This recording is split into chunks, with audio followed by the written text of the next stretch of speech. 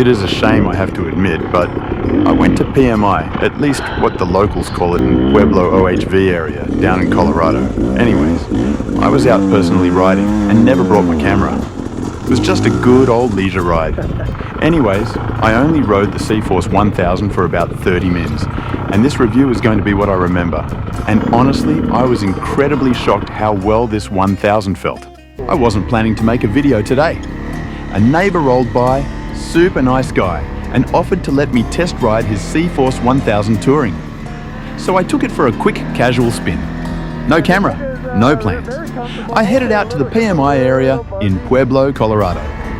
If you know it, you know, ruts, washouts, short steep climbs, and chopped up sections that can make a bike feel nervous.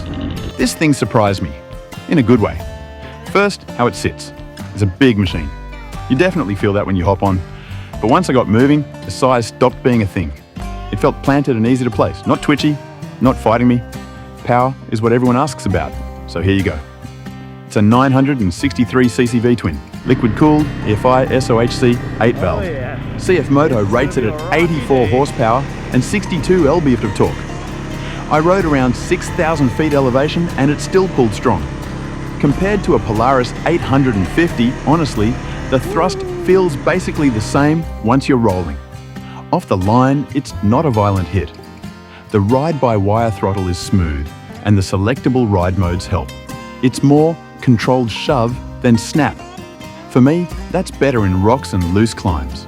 It's more than I'll ever really need, just delivered calmly. The transmission is their OmniDrive CVT. You know, the typical park neutral. You get it. Engagement felt clean. No weird surging that I've witnessed with other ATVs. This was incredibly butter smooth. I used low for the rougher, ledgy stuff, and it just crawled with torque. Suspension and flex was also amazing, and in my opinion, much better than a Polaris. Driveline is simple, two-wheel drive, four-wheel drive, and you're locked. In 4WD lock, I pointed it at a washed-out line, rolled in throttle, and it went. No drama, just bite and go. Very stable feeling. Now let's talk about the suspension. Suspension impressed me, hands down. Although it's a 1000, technically should be upgraded parts, but this CForce 1000 was crazy smooth. Probably the smoothest ATV I have ever felt. It has fully adjustable gas shocks with piggyback reservoirs.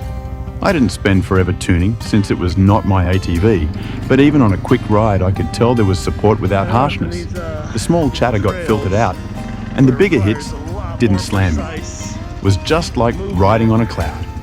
Body roll is there, it's a touring ATV, but it's predictable. Maybe a bit more stable versus other ATVs, I would say. However, because of its mass, you definitely can tell this ATV is hard to manipulate. 4-mode electronic power steering helps a lot. I liked a lighter setting in tight stuff, then backed it off for faster sections to get more feel at the bars, versus the CForce 600, just as a comparison purpose. I know well, the 1000 just feels butter smooth with extra headroom. The 600 is capable. The 1000 makes the same terrain feel easier, is the best way I can describe it. Point it at a climb, settle your line, and it walks up with less effort. Yes, it feels big when you're sitting still, but once you get moving, it shrinks around you. If you've got some seat time, you'll be comfortable quick. I wish I filmed it.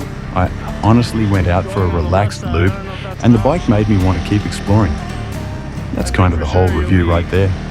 I forgot about testing and just rode, but this is about what I remember. Final take after a real-world spin at PMI, at our Pueblo OHV location. Big power, calm delivery, solid suspension, easy steering, and real two-up comfort. It let me relax and still move fast. I'm impressed, and now I want one for myself.